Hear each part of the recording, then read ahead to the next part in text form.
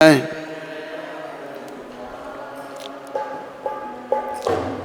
जय जय प्रभुपाद,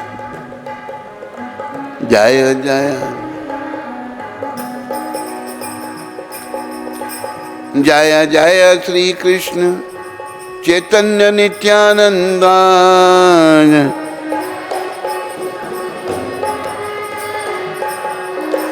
जय द्वैत चंद्र जय गौर भक्त वृंदा।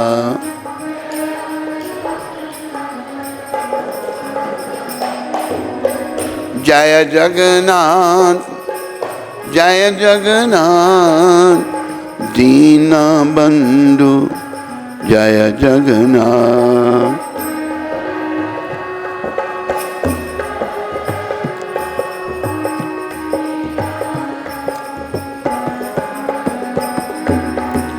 जय बलदेव जय बलदेव दया के सागर जय बलदेव।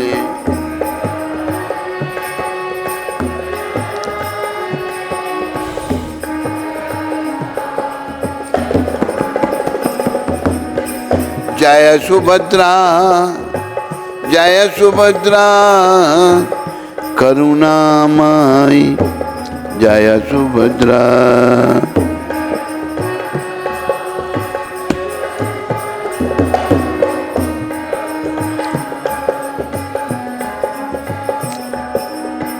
जय सुदर्शन जय सुदर्शन भक्तों के रक्षक जय सुदर्शन।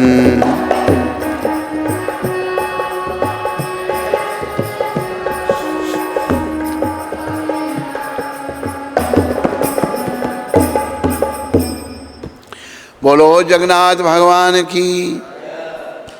जब आपकी बारी आती तो प्रेम से सब जय बोला करो। बोलो जगन्नाथ भगवान की, बोलो बलदेव भगवान की, बोलो सुभद्रा माता की, बोलो सुदर्शन चक्र जी महाराज की, बोलो गौर भगवान की, बोलो नित्यानंद भगवान की, बोलो अद्वैताचार्य की, बोलो समस्त गौर भक्त वृंद की, बोलो इन सब के देने वाले पतित पावन श्रील प्रभुपाद की। तो जगन्नाथ कथा का 18वां दिन इन प्रभुपाद कृपा से, इन सब की कृपा से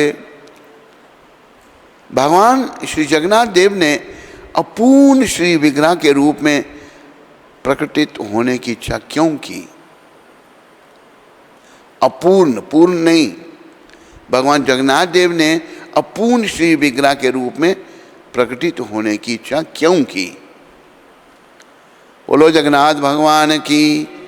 यद्यपि उपरोक्त उपाख्यानों में भगवान श्री जगन्नाथ देव ने के प्राकट्य का इतिहास बतलाया गया है, तथापि इससे यह स्पष्ट नहीं होता है कि उन्होंने अपूर्ण श्री विग्रह के रूप में प्रकटित होने की इच्छा क्यों की। इस रहस्य का आगे के अध्याय में वर्णन किया जाएगा।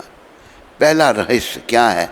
भगवान के जो विग्रह, बड़ी बड़ी आंखें, हाथ पाँव हैं नहीं, ये क्या रहस्य है? पहला रहस्य भगवान श्री जगन्नाथ के ऐसे अस्पूर्ण असंपूर्ण रूप में प्रकट होने के कारण एक वर्णन श्री चैतन्य महाप्रभु के अनुगत गोस्वामियों ने अपने अपने ग्रंथों में किया है। गोस्वामी जो हैं सब महान हैं, उन्होंने किया है। गोस्वामी ने अपने अपने ग्रंथों में इसका लिखित रूप में पूर्ण वर्णन कहीं भी उपलब्ध नहीं है, किंतु यह केवल श्री चैतन्य महाप्रभु के कृपा पात्र उत्तम भक्तों के हृदय में ही प्रकटित है। श्रील सनातन गोस्वामी ने स्वरचित शुद्ध बृहद भागवतामृत ग्रंथ में इसके कारण का उल्लेख किया है। एक बार श्री नारद जी भगवान श्री कृष्ण के सर्वोत्तम भक्त कौन हैं? एक बार श्री नारद जी भगवान श्री कृष्ण के सर्वोत्तम भक्त कौन हैं, इसे जानने के लिए अनेकानेक स्थानों पर भ्रमण कर रहे थे। नारद जी खुद महान भक्त हैं और महान भक्तों की खोज में लगे रहते हैं। बड़े प्रेम से बोलो देव ऋषि नारद जी महाराज की, बोलो भगवान के अनेकानेक महान भक्तों की। इसी क्रम में वह एक बार द्वारका में पधारे, खोज कर रहे थे, द्वारका में आ गए। बोलो द्वारका धाम की। वे इससे पूर्व क्रमशः इंद्र, ब्रह्मा, शिव जी, प्रहलाद और हनुमान से भेंट करने के उपरांत पांडवों के पास इंद्रप्रस्थ पहुँचे थे। पांडवों ने उन्हें बताया कि वे भी श्री कृष्ण के इतने प्रिय नहीं जितने द्वारकावासी हैं। द्वारकावासी श्री कृष्ण के निज जन हैं। कोई उनके पिता हैं, कोई माता हैं। पांडव बड़े महान हैं, लेकिन पांडव बेचारे अपने को महान नहीं कह रहे, कह द्वारकावासी बड़े महान हैं। कोई भाई हैं तो कोई पुत्र आदि सगे संबंधी हैं। पांडवों की बात सुनकर ही श्री नारद जी द्वारका में पहुँचे और सबसे पहले उन्होंने रुक्मिणी के महल में प्रवेश किया। बोलो रुक्मिणी माता की। वहाँ पहुंचकर उन्होंने देखा कि रुक्मिणी, सत्यभामा, जामवती, मित्रविंदा, नगण्य जीति के साथ श्री कृष्ण की प्रायः सभी रानियां वहाँ उपस्थित थीं। नारद जी ने उन्हें संबोधित करते हुए कहा, आप सभी बहुत सौभाग्यशाली हैं, क्योंकि आपको श्री कृष्ण की सेवा का सुयोग प्राप्त है। आप श्री कृष्ण की सर्वाधिक प्रिया हैं और उनकी रानियां हैं। आप समस्त जगत में सर्वाधिक वंदनीय हैं। मैं आपको प्रणाम करता हूँ। नारद जी सारी रानियों को प्रणाम करेंगे, बड़ी महान है। देखो, इस भौतिक जगत में जो पुरुष स्त्री की खोज में लगा रहता है, स्त्री से मोहग्रस्त हो जाता है, अध्यात्म जगत में ये नहीं है। अध्यात्म जगत बिल्कुल विपरीत है इससे। और जिसे समझने के लिए हमें भक्ति पथ में आगे बढ़ना पड़ेगा। और जो हमारे मनों में ये जो विषय वासनाएं हैं, ये कैसे समाप्त होंगी? जब हम राधा कृष्ण का श्रृंगार करेंगे, राधा कृष्ण की आपस में जो लीलाएं हैं उनका चिंतन करेंगे, तो हमारे अंदर की गंदगी जाएगी, ये विषय विकार जाएंगे जो कारण है हमारे बंधन का। तो सारी रानियों को वंदनीय कहा नारद जी महाराज ने। अभी आगे बड़े ध्यान से सुनिए।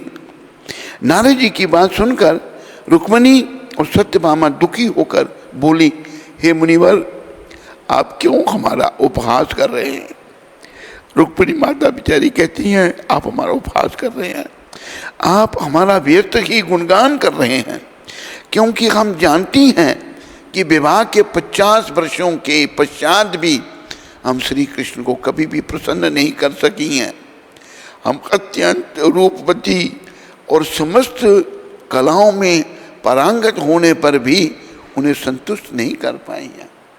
सारी रानी एक से एक सुंदर, सारी महान, सारी कलाओं में पारंगत, लेकिन भगवान संतुष्ट क्यों नहीं हुए? यहाँ भी देखिए, ध्यान से सुनिए। रुक्मिणी बोली, श्री कृष्ण सदैव गोपियों का ही स्मरण करते हैं। गोपी सबसे बड़ी भक्त जी भगवान की। ब्रज में जो गोपियाँ थी उनकी कोई तुलना नहीं है। तो गोपियों का जो कृष्ण से संबंध था वो एक साधारण स्त्री पुरुष का संबंध नहीं था। हमारी दृष्टि दूषित है, हम ये देखते हैं, लेकिन हमारी दृष्टि का दोष है, ये संबंध नहीं था। उनका बड़ा दिव्य भाव था। रुक्मिणी बोली, श्री कृष्ण सदैव गोपियों का ही स्मरण करते हैं। जब नारद जी उनकी स्तुति कर रहे हैं तो वो कहते हैं, नहीं, आप हमारा उपहास करें, भगवान गोपियों का स्मरण करते हैं। जब मैं मेरे कक्ष में मेरी शैया पर सोते हैं तो निरंतर रोते रहते हैं। परमपिता रोते हैं, श्री कृष्ण रो रहे हैं। क्यों रो रहे हैं? कभी कभी स्वप्न में रोते हुए मेरे आंचल को पकड़कर कहते हैं, हे राधिके, तुम कहाँ हो? मैं तुम्हारे बिना जीवन धारण नहीं कर सकता। हे ललिते, तुम कहाँ हो? कभी कभी तो करुण स्वर में रोदन कर यशोदा मैया को स्मरण कर कहते हैं, मैया तुम कहाँ हो? मुझे भूख लगी है, मुझे अपनी गोद में बिठाकर माखन मिश्री खिलाओ। कभी सखाओं को पुकारते हैं, हे श्री राम सुबल मधुमंगल तुम कहाँ हो? मैं तुम सबके बिना प्राण धारण नहीं कर सकता। अभी देखो यहाँ भगवान ब्रजवासियों को कितनी महानता दे रहे हैं। भगवान ये कह रहे हैं मैं आपके बिना प्राण धारण नहीं कर सकता। अब गाय चराने का समय हो गया है, तुम शीघ्र ही आ जाओ। कभी भी अपनी गायों को का स्मरण करके बुलाते हैं, हे श्यामली, धावली, कालिंदी, गंगे, पिशांगी। ये नाम जो है ना देना, ये भगवान ने जो गायों के नाम रखे थे ना, ये हमारी भी गायों को नाम रखने हैं। ये नाम इधर गायों को नाम। तुम सब कहाँ हो? रात भर वे निरंतर इसी प्रकार विलाप करते हैं। उनके अश्रुओं से समस्त शैया भीग जाती है। परमपिता भाव विभोरों के अश्रुपात करते हैं। उनके अश्रुओं से समस्त शैया भीग जाती है। या एक दिन की ही बात नहीं है। रुक्मिणी माता कहती है एक दिन की बात नहीं है, ऐसा प्रतिदिन होता है। हम सब कौन हैं अथवा हम कहाँ हैं, यह बात उनके स्मरण पथ पर भी नहीं आती है। हम तो केवल नाम मात्र के लिए उनकी रानियां हैं, पटरानियां हैं, किंतु उनका हृदय तो सदा ब्रज में ही रहता है। अतः हम अत्यंत दुखी रहती हैं, क्योंकि हम कदापि उनकी प्रिय नहीं बन सकें। यदि हम उनकी प्रिय होती तो वे गोपियों की भांति हमारे भी रुक्मणी, सत्यभामा इत्यादि नाम ले लेकर पुकारते, परंतु हमें कभी इस प्रकार स्मरण नहीं करते हैं। देखो भगवान क्या दर्शा रहे हैं।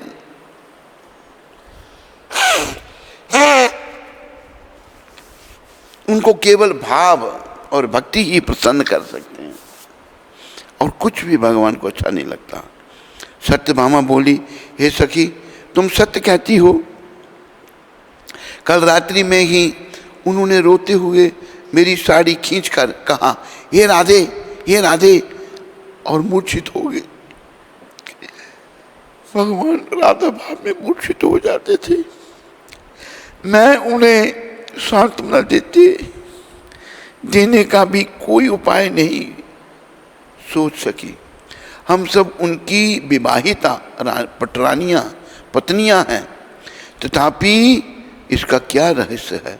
अत्यंत रूपवती और सभी कलाओं में निपुण होने पर भी हम उन्हें प्रसन्न नहीं कर पाती। मैं जानना चाहती हूँ कि हम उन्हें कैसे संतुष्ट करें। तभी बलदेव प्रभु की माता श्री रोहिणी देवी ने वहीं प्रवेश किया। वे बलदेव प्रभु के जन्म से पूर्व ही कंस के भय से ब्रिज में रहती थी और कंस के वध के समय तक ब्रिज में ही रही थी। रोहिणी माता, बोलो रोहिणी माता की, जो बलदेव जी की माता थी।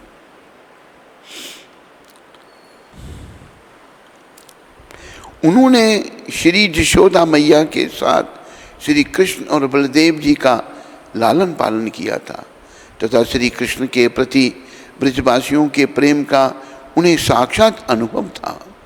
उनके वहाँ प्रवेश करने पर सभी रानियों ने उठकर उन्हें प्रणाम किया और आदरपूर्वक आसन दिया। जब वे आसन पर विराजमान हो गईं तो रानियां उनके समीप आकर प्रश्न करने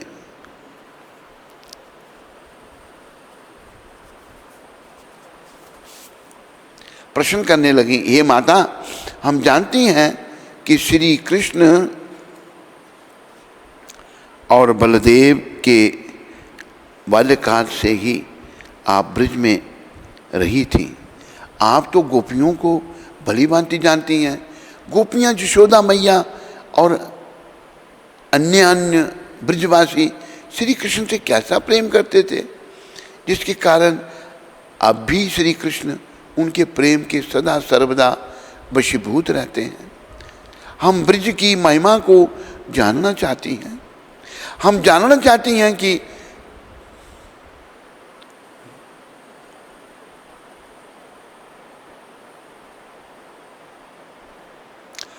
ब्रजवासियों का श्री कृष्ण के प्रति यह अनूठा प्रेम कैसा है, जिस कारण वे उन्हें भुला ही नहीं पाते। अभी देखो, भगवान जिनको नहीं भुला पाते वो कितने महान हैं।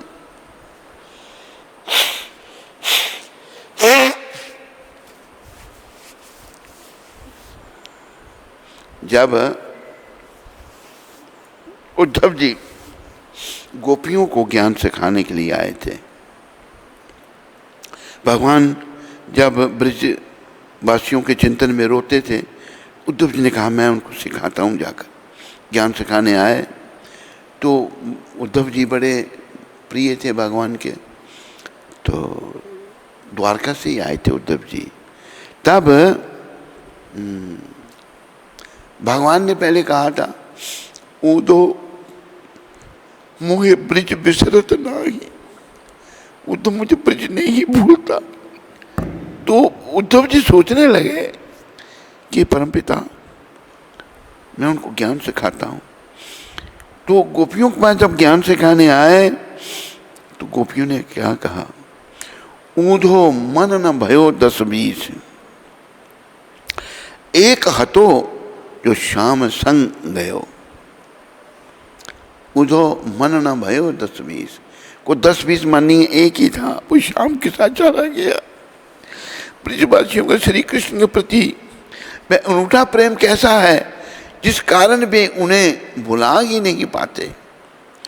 50 वर्षों तक श्री कृष्ण की निरंतर सेवा करने पर भी हम उन्हें अपने प्रेम से वशीभूत नहीं कर सकी हैं। वे सदा ही उन गोपियों को राधे राधे, विशाखे विशाखे, ललिते ललिते कहकर पुकारते हैं, परंतु हमारे विषय में किसी प्रकार की पूछताछ भी नहीं करते। वे कभी यह विचार भी नहीं करते हैं कि वे द्वारका में रुक्मिणी और सत्यभामा के साथ हैं। ऐसा क्यों? ब्रज गोपियों में ऐसी क्या विशेषता है? उनके पास तो हमारे समान धन संपत्ति भी नहीं है, ना कि हमारे समान सोने, हीरे और मणियों से जड़ित आभूषण हैं। वे तो केवल फूलों के आभूषण ही पहनती हैं। श्री कृष्ण वहाँ स्वयं गाय चराने जाते हैं थे, और द्वारका में तो वे राजधिराज हैं, राजाधिराज हैं। तथापि वह सदैव ब्रजवासियों का ये चिंतन क्यों करते हैं? उन्होंने अपना हृदय गोपियों को क्यों दे दिया है? क्या वह कोई वशीकरण मंत्र जानती हैं? जैसे वशीकरण मंत्र होते हैं, कोई वशीकरण मंत्र जानती हैं? गोपियों के प्रेम में ऐसी क्या विशेषता है जिससे कि उन्होंने श्री कृष्ण के हृदय पर एक छत्र अधिकार कर लिया है? आप अवश्य ही उन गोपियों और ब्रजवासियों के प्रेम की महिमा को जानती हैं। अतः कृपा कर हमें कुछ बताइए। ये रुक्मिणी माता को भगवान की पटरानियाँ कह रही हैं। अपनी सखी यशोदा और ब्रजवासियों का स्मरण आते ही रोहिणी जी का हृदय भर आया और वे रोने लगी। जब उनको ब्रजवासियों का स्मरण आया, यशोदा मैया का स्मरण आया, तो वो भी रोने लग पड़ी। तो भाव विभोर हो गई रोहिणी माता। कुछ रोने के पश्चात जब उनका मन थोड़ा हल्का हो गया तब वे कुछ वर्णन करने लगी। इसी बीच कंस की माता पद्मावती वहां आ गई। 100 वर्ष से अधिक आयु होने के कारण उसका शरीर कुपाती हो गया था। ब्रजवासियों की चर्चा सुनते ही पद्मावती क्रोधित होकर बोली, गोप गोपियों की चर्चा करना व्यर्थ है। वे लोग अत्यंत दुष्ट, क्रूर और कृपण हैं। कंस से रक्षा के लिए वसुदेव ने श्री कृष्ण को गोकुल भेजा। वहाँ श्री कृष्ण और बलदेव का ठीक से लालन पालन भी नहीं हुआ। यशोदा तो श्री कृष्ण को दूसरे का बालक ही समझती थी। अभी देखो इसका भाव ऐसा है, कंस की माँ का तो क्या कहेगी वो। अतएव इसलिए उसने श्री कृष्ण को कभी भरपेट दूध भी नहीं पिलाया। भूख लगने पर वह दूसरे के घरों से माखन चुराने के लिए विवश हो जाते थे। यदि वह चोरी करते पकड़े जाते तो उसे कोमल बालक को कठोर हृदय वाली यशोदा रस्सियों से बांध देती और छड़ी दिखाकर उसे डराती धमकाती थी। उस समय भयभीत होकर वह रोते रोते विनती करते थे कि मुझे मत मारो।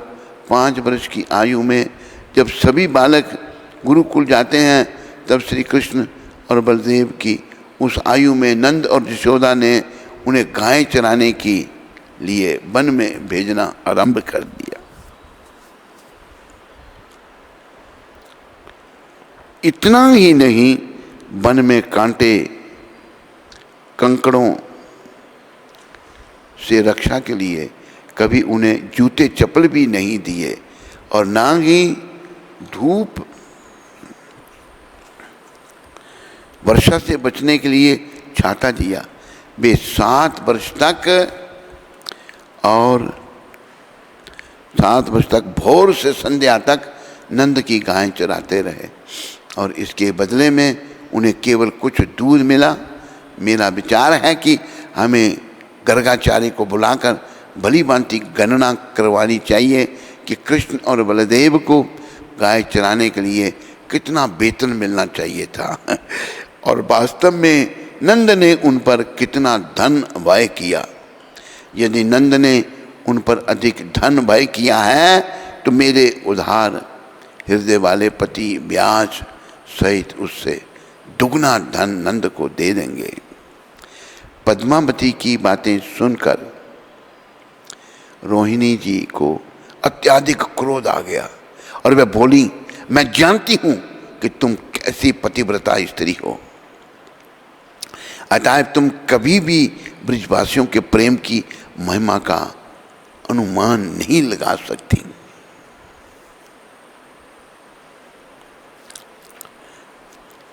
यह सुनकर पद्मावती अजीब सा मुंह बनाकर वहां से चली गई। यद्यपि पद्मावती उग्रसेन की पत्नी थी, परंतु कंस उग्रसेन का पुत्र नहीं था, क्योंकि एक समय युवावस्था में जब पद्मावती अपनी सखियों के साथ यमुना के तट पर खेल रही थी, तब कामुक मिल नामक कोई राक्षस था, नाम से ठीक नहीं लिखा यहाँ पर, मिल नामक दैत्य ने उसका संग किया था, जिसके फलस्वरूप ये कंस का जन्म हुआ था। अतएव यशोदा जी में दोष दिखाने वाली उस पद्मावती को किसी प्रकार वहाँ से भगाने के लिए क्रोध दिखाते हुए मैया रोहिणी ने उस घटना का स्मरण कराया था। रोहिणी जी के द्वारा श्री कृष्ण की ब्रज लीलाओं का वर्णन। तब रोहिणी जी ने सुभद्रा को द्वार पर बैठाकर किसी को भी भीतर न आने देने का निर्देश दिया। फिर वे गंभीर होकर द्वारका की महिषियों को ब्रजवासियों के भावों के विषय में बतलाने लगी। वे बोली ब्रिजवासियों का कृष्ण के प्रति इतना प्रगाढ़ प्रेम है कि वे श्री कृष्ण के बिना प्राण भी धारण नहीं कर सकते हैं। श्री कृष्ण से एक क्षण का वियोग भी उन्हें एक युग के समान प्रतीत होता है। जब पूतना 6 दिन के श्री कृष्ण को लेकर आकाश में उड़ गई तो यशोदा के मानो प्राण ही कृष्ण के संग चले गए थे और वे मूर्छित हो गई थीं। पुनः श्री कृष्ण के स्पर्श से ही उनकी मूर्छा दूर हुई। प्रौढ़ गोपियां तो श्री कृष्ण को अपने पुत्रों से भी कहीं अधिक प्रेम करती थीं। गोपियों की तो बात ही क्या कहूँ, ब्रज की गायें भी श्री कृष्ण को देखे बिना अपने बछड़ों को दूध नहीं पिलाती थी। ब्रज के वृक्ष लता कीट पतंग पशु पक्षी और यहाँ तक कि नदी सरोवर पर्वत भी श्री कृष्ण से प्रेम करते हैं।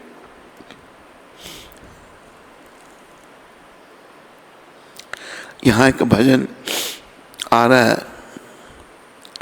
भगवान का प्रेम।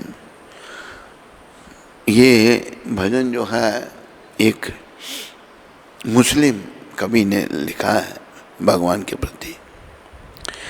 यारो सुनो जददि के लुटैया का बालपन, ओ मधुपुरी नगर के बसैया का बालपन, मोहन स्वरूप नृत्य करैया का बालपन, बन बन के ग्वाल गौं चरैया का बालपन, ऐसा था बांसुरी के बज। क्या क्या कहूँ मैं कृष्ण कन्हैया का बालपन, क्या क्या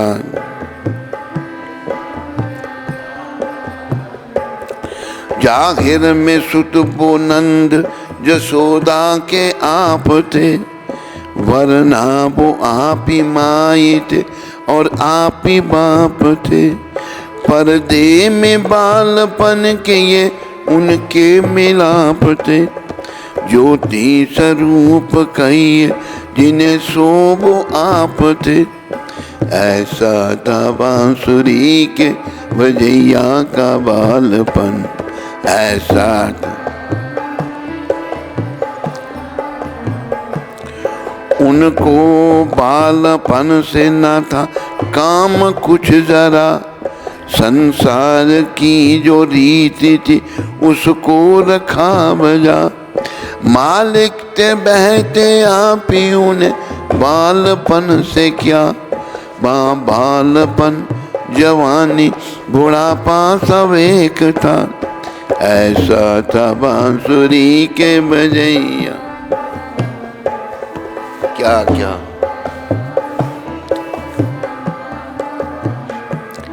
पर्दा न बालपन का वो करते अगर जरा, क्या ताव थी जो कोई नजर भर के देखता। झाड़ और पहाड़ देते सब अपना सर झुका, पर कौन जानता था जो कुछ उनका भेद था। ऐसा था बांसुरी के बजैया का बालपन, आसान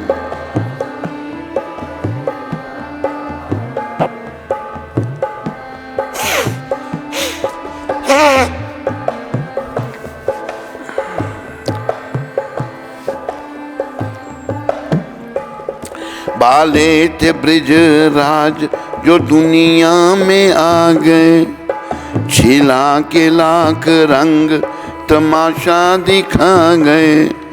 इस बालपन के रूप में कितनों को भा गए, एक यह भी लहरी थी जो जहां को जता गए।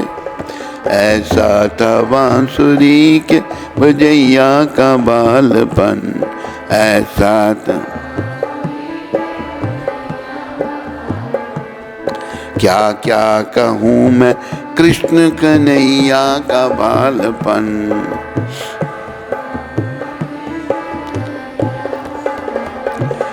अब घुटनियों का उनके मैं चलना बयां करूं, या मीठी बातें मुंह से निकलना बयां करूं, या बालकों में इस तरह पलना बयां करूं, या गोदियों में उनका मचलना बयां करूं।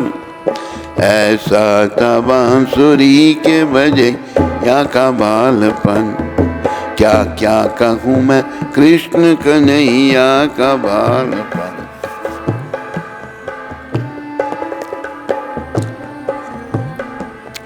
पाटी पकड़ के चलने लगे जब मदन गोपाल, धरती तमाम हो गई एक आन में निहाल। बासु के बिचरन छुअन को चल छोड़ के पताल, आकाश पर धूम मची देख उनकी चाल। ऐसा था बांसुरी के बजैया का बालपन। सब बोलो। करने लगे जे धूम जो गिरधारी नंदलाल, एक आप और दूसरे संग उनके ग्वाल बाल। माखन दही चुराने लगे सबके देखभाल, दी अपनी दूध चोरी की घर घर में धूम डाल। ऐसा था बांसुरी के बजैया का बालपन।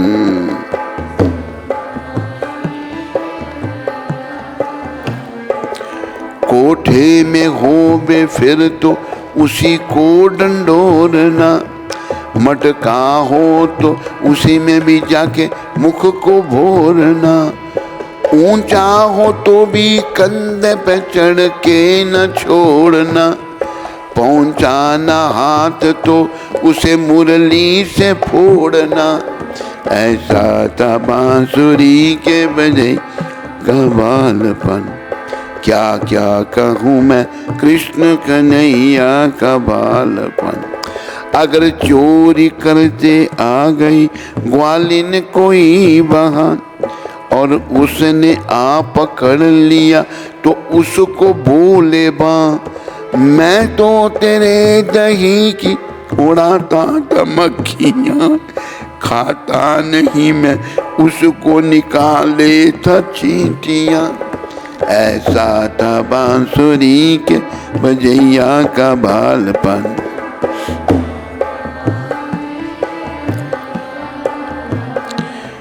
गुस्से में कोई हाथ पकड़ती जो आन कर, तो उसको वैस्वरूप दिखाते थे मुरलीधर। जो आ पिला के धरती वो माखन कटोरी भर, गुस्सा वो उसका आन में जाता वहाँ उतर। ऐसा था बांसुरी के बजैया का बालपन।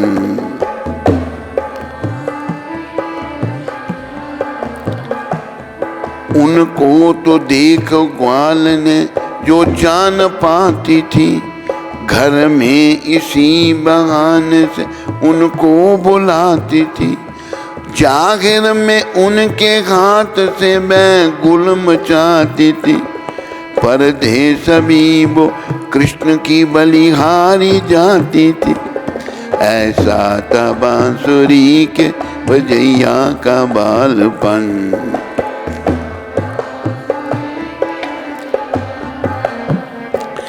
कहती थी दिल में दूध जो अब हम छिपाएंगे, श्री कृष्ण इसी बहाने हमें मुंह दिखाएंगे।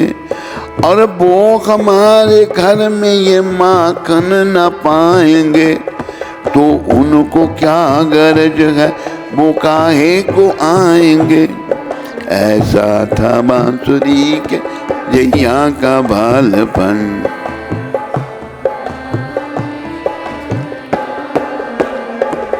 सब मिल जसोदा पास कहती जे आके वीर, अब तो तुम्हारा खाना हुआ है बड़ा शरीर। देता है हमको गालियां और फाड़ता है चीर। छोड़े दही न दूध न माखन मही न खीर। ऐसा था बांसुरी के बजैया का बालपन।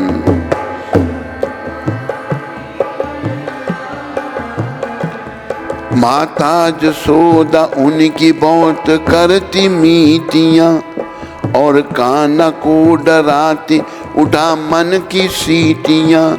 तब कान्हा जी जसोदा से करते यही बयां, तुम सच न मानो मैया ये सारी हैं झूठियां। ऐसा था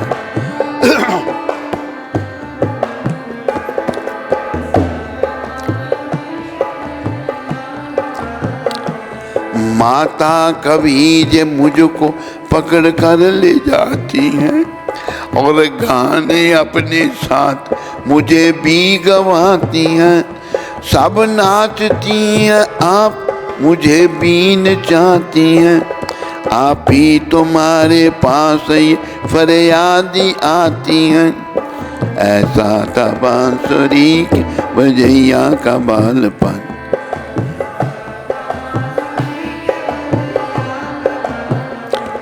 मैया कभी जे मेरी चुगलियां छिपाती हैं।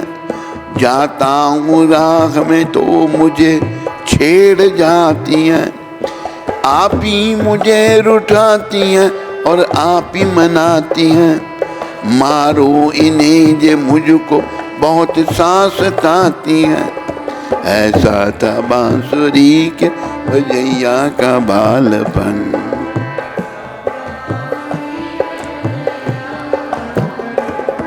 एक रोज मुंह में कान्हा ने माखन छिपा लिया। पूछा जसोदा ने तो वहाँ मुंह बना दिया। मुंह खोल तीन लोक का आलम दिखा दिया। एक आन में दिखा दिया और फिर भुला दिया।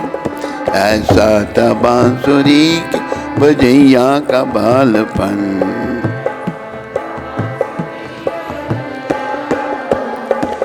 ते कान्हा जी तो नंद जशोदा के घर के माँ। मोहन नवल किशोर की थी सबके दिल में चाह। उनको जो देखता था सो करता था वागवा। ऐसा तो बालपन न किसी का हुआ है ऐसा था बांसुरी के बजैया का बालपन।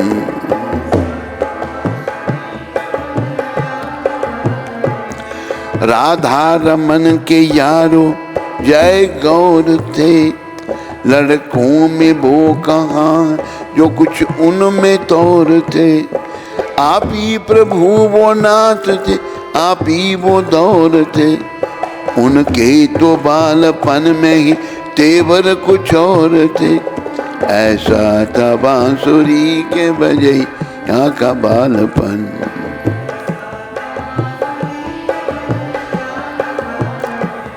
होता है यूं तो बालपन तिफल का भला।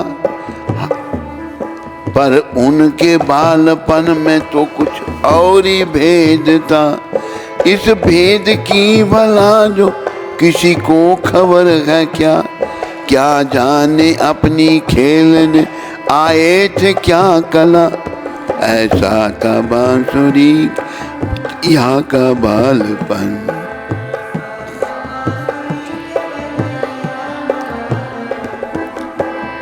प्यारे हरिभक्तों व माताओं, भजन की आखिरी शब्द आखिर में लेखक क्या कह रहे हैं, आप सब ये शब्द बोलो। सब मिल के यारो कृष्ण मुरारी की बोलो जय।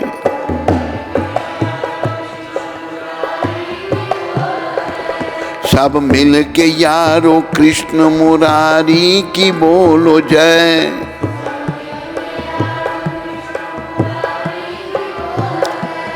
गोविंद कुंज छैल बिहारी की बोलो जय।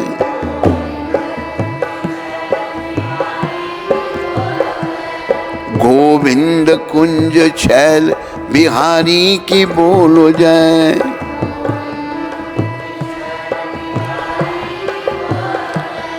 दधि चोर गोपीनाथ बिहारी की बोलो जय।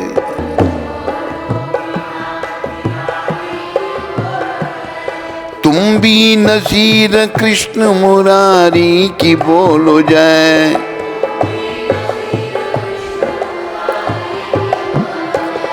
तुम भी नसीर कृष्ण मुरारी की बोलो जय।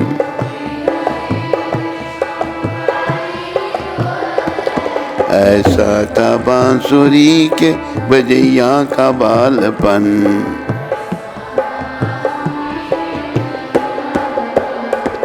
क्या क्या कहूँ मैं कृष्ण कन्हैया का बालपन।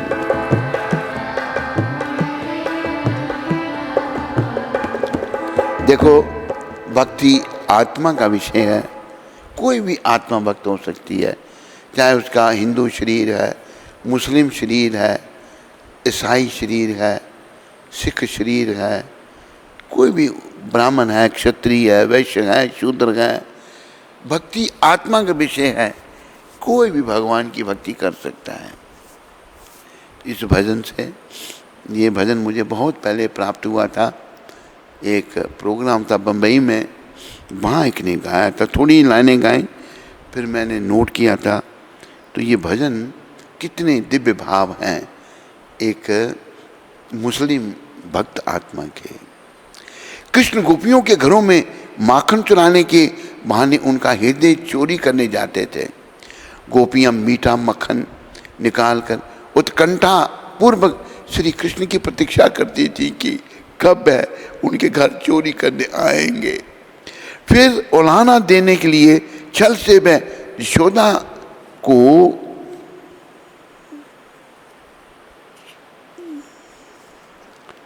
श्री कृष्ण द्वारा की गई माखन चोरी की मधुर लीलाएं सुनाने जाती थी। पहले गोपी पति तब तो भगवान चोरी करते भगवान को, जिनके घर में नंद बाबा के यहाँ 9 लाख गाय थी, लेकिन गोपी चाहती थी कि भगवान आए उनके घर में। फिर वो जाती थी भगवान के दर्शन करने के लिए, उलाहना देने के लिए, तेरे कान्हा ने माखन चुराया हमारा। एक दिन श्री कृष्ण ने अपने ही घर में माखन की चोरी की और यशोदा ने उसे पकड़ लिया। यशोदा ने पूछा, कन्हैया तूने माखन खाया है? तब कृष्ण ने अनायास ये कह दिया, मैया मैं नहीं माखन खायो। ये भजन ने निकाला आगे, मैं नहीं माखन खायो। भगवान जो भी बोलते हैं वो सब दिव्य है। यह सुनकर यशोदा बोली, तो तेरे मुख पर माखन कैसे लगा है? भगवान ने कहा, यह तो मेरे सखाओं ने बलपूर्वक मेरे मुख पर लगा दिया है। मैं तो प्रातः से संध्या तक गैया चराने जाता हूँ, मेरे पास समय ही कहाँ है माखन चुराने के लिए। और आप मुझे चोर इसलिए कह रही हैं क्योंकि मैं आपका पुत्र नहीं हूँ, अतः मैं कहीं जा रहा हूँ। भगवान जितना प्रेम यशोदा मैया ने किया कि भगवान को, इतना प्रेम किसी ने नहीं किया। तो ये भजन भी आ गया, मैया मोरी मैं नहीं माखन खायो, ओ मैया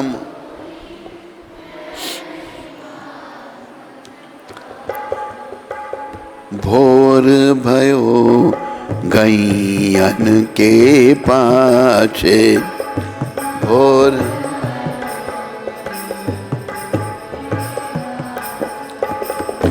मधुबन मोहे पठायो,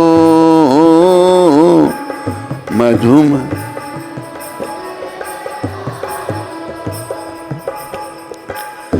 चार प्रहर बंशी बट बट गयो, चार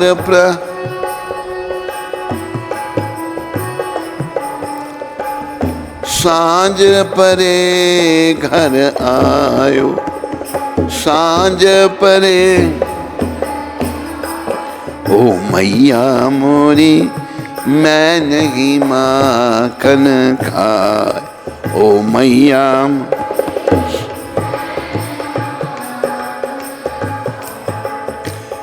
मैं बालक भैयन को छोटो, मैं बालक में चीको के ही विधि पायो, चीकांग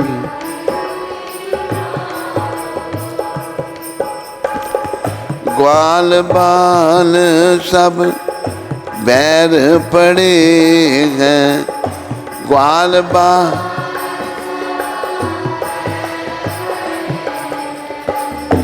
बरबस मुख बरबस मुख लपटा, ओ मैया मोरी मैं नहीं माखन खा, ओ मैया।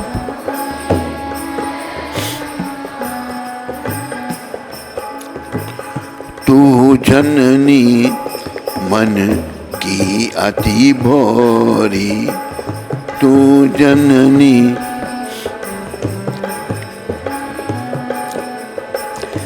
इनके कहे पति आयो, ओ इनके पति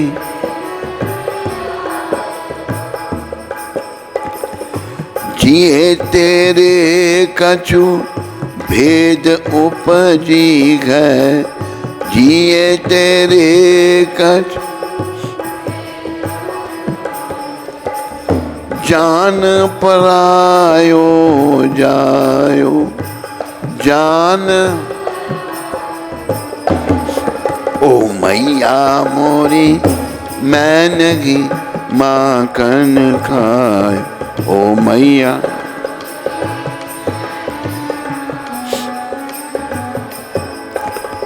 यह ले अपनी लकुटी कमरिया, यह ले अपन लकुटी बहु विधि नाच नचायो, बहु विधि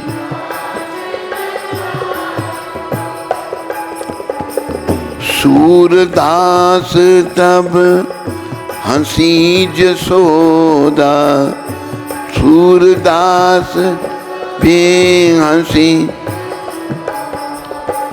ले उर कंठ लगा, ले उर कंठ लगा, ओ मैया मोरी मैं नहीं माखन खाए, ओ मैया।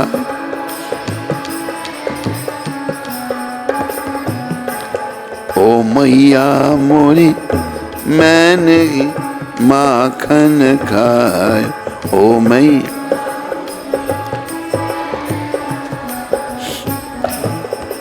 ये सुनते ही जसोदा का हृदय विदीर्ण हो गया और वे फूट फूट कर रोने लगी। उसने तुरंत श्री कृष्ण को अपनी छाती से चिपका लिया और अपने अश्रुओं से श्री कृष्ण को भिगो दिया। यशोदा के स्तनों से दूध झरने लगा और वे रोते रोते कहने लगी, कन्हैया तैने नहीं माखन खायो। भगवान कहते नहीं खाते, यशोदा भी कहती हैं तूने मक्खन नहीं खाया है।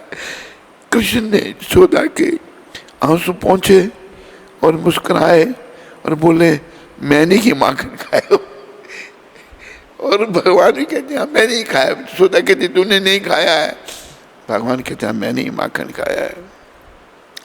बोलो यशोदा मैया की, बोलो ब्रजवासियों की, बोलो माखन चोर भगवान की।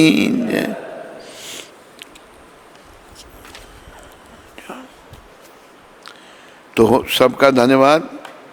आज 18वें दिन की कथा को यहीं विराम दिया जाता है।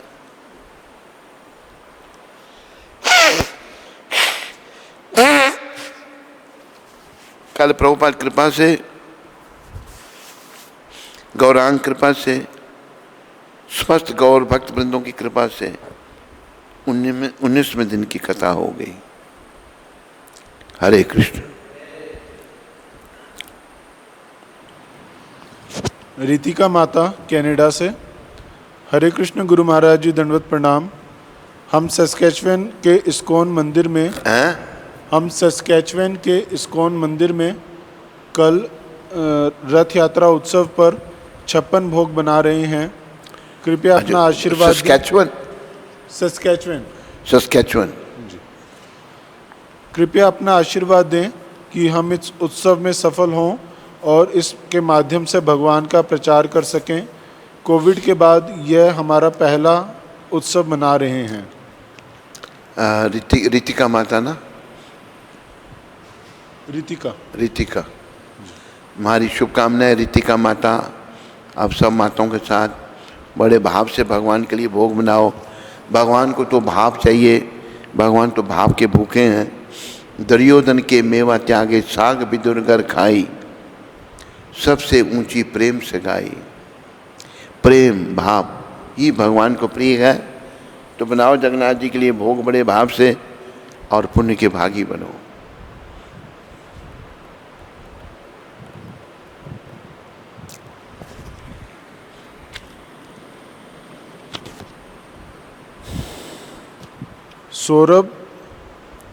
सौरभ प्रभु दुबई से। हरे कृष्ण महाराज जी, दंडवत प्रणाम। महाराज जी, मैं अभी दुबई में नौकरी करता हूँ। दुबई में होकर नौकरी करता हूँ। उससे पहले मैं 1 साल ब्रह्मचारी भक्तों के साथ रह चुका हूँ। लेकिन पहले मैं वहाँ के भक्तों को अपना आइडियल मानता था, लेकिन बाद में उनके बिहेवियर को देख कर के डर गया कि कहीं मुझसे भी ऐसे अपराध ना हो जाएं, और मैं यहाँ दुबई में आ गया। मेरा प्रश्न है कि भक्ति मार्ग में सीनियर कौन है? भक्ति मार्ग में सीनियर कौन है जो अनेक वर्षों से संस्था में जुड़ा हुआ है या दीक्षित है? क्या वो सीनियर है या कोई और? कृपया मेरी इस कन्फ्यूजन को दूर करें। देखो, बड़े समय से संस्था में रहने से कोई महान नहीं बन जाता। थोड़े समय में ही कोई अच्छा बन सकता है, महान बन सकता है।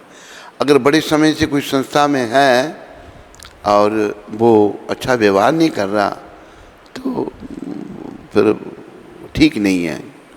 अभी जैसे बड़े की बात कही है कि भाई ये बड़ा है। भाई एक बड़ा सुंदर दोहा है, बड़ा हुआ तो क्या हुआ, जैसे पेड़ खजूर, पंछी को छाया नहीं और फल लागे अति दूर।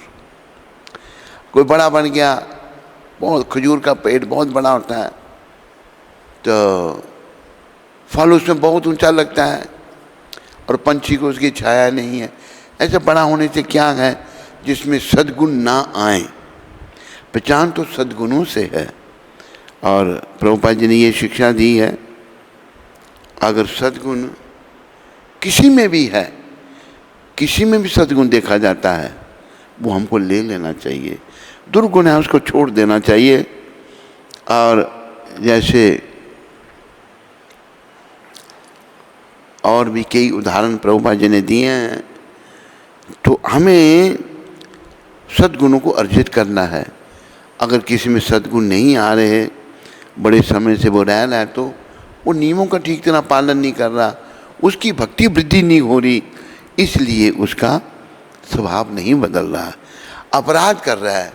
तो ऐसे भक्तों को बस दूर से ही नमस्कार कर दो और उसकी चिंता मत करो। उनके लिए भी प्रार्थना करो, भाई देखो इतने पुराने होकर भी ये कैसा व्यवहार कर रहे हैं, भगवान इन पर भी कृपा करो। अभी देखो कि जो संत महात्मा हैं वो कोई कितना भी पतित है उस पर भी कृपा करते हैं, किसी का वो तिरस्कार नहीं करते। अभी जैसे एक महात्मा की कथा प्रभुपाद सुनाते हैं कि वन में रहते थे। ये प्रभुपाद जी की सुनाई हुई कथा है, बड़ी शिक्षाप्रद कथा है। तो एक चूहा आ गया उनके पास भागता हुआ। कुटिया में चूहा रहता था कि महात्मा जी कहते क्या? कहते बिल्ली से मैं बड़ा परेशान हूँ, बिल्ली जो है मेरे को खा जाएगी। तो फिर क्या चाहता है? चल बिल्ली बन जा। उसको बिल्ली बनने का आशीर्वाद दिया, वो चूहा बिल्ली बन गया। एक दिन बिल्ली भागती हुई आई। बिल्ली महात्मा जी कहते अभी क्या समझते तेरे को? कि कुत्ता मेरे को तंग करता है, अच्छा तो कुत्ता बन जा। वो बिल्ली से कुत्ता बन गया। एक दिन कुत्ता भागता हुआ आ गया। कहते अभी क्या तेरे को समस्या? कहते हैं कि मुझे वाघ से बड़ा डर लगता है, भाग मुझे खा जाएगा। कि चल तू वाघ बन जा। जब बाघ बन गया, मतलब कहाँ से चूहे से बाघ बन गया, टाइगर बन गया, तो अभी वो महात्मा जी की कुटिया के पास ही बैठकर महात्मा जी को अपने दांत दिखाने लगा। जब ये पशु है ना, ये जैसे कुत्ता है या वाघ है या शेर, दांत दिखाते हैं दूसरों को, अपना खा जाएंगे तेरे को। जब महात्मा जी को दांत दिखाने लगा, उसका अर्थ ये है कि वो महात्मा जी को खाने के लिए आ रहा था। महात्मा ने कहा पुनः मुझसे का बाबा, पुनः फिर से चूहा बन जा। उसको चूहा बना दिया। फिर इसलिए हमें बड़ा सतर्क रहना है। हमने शेर से चूहा नहीं बनना, अच्छे बनना है। तो ये कोई क्राइटेरिया नहीं है कि बड़े समय से आए तो महान बन गया। पर कई लोग अपने को ऐसा कहते हैं। जैसे एक घटना और मुझे याद आई, प्रभुपाद की कृपा से दो भक्त आपस में झगड़ रहे थे। ये दोनों गोरे भक्त थे। तो एक दूसरे को कहता है यू कैनॉट ऑफेंड ए वैष्णवा, तो वैष्णवों के प्रति अपराध नहीं कर सकता। तो प्रभुपाद जी ने ये बात सुन ली।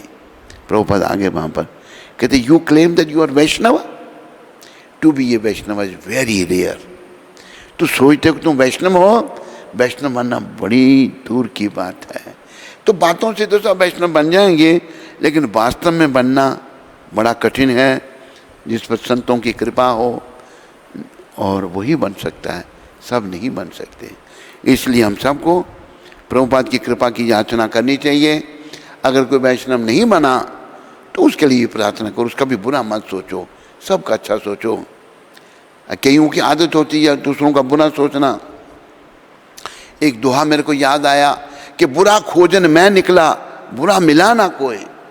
बुरे की खोज में मैं निकला, कोई बुरा मुझे मिला ही नहीं। जो मन खोजा अपना, मुझसे बुरा ना कोई। जब मैंने अपना मन देखा तो मेरे से बुरा कोई है ही नहीं। समझाई तेरे को भाई?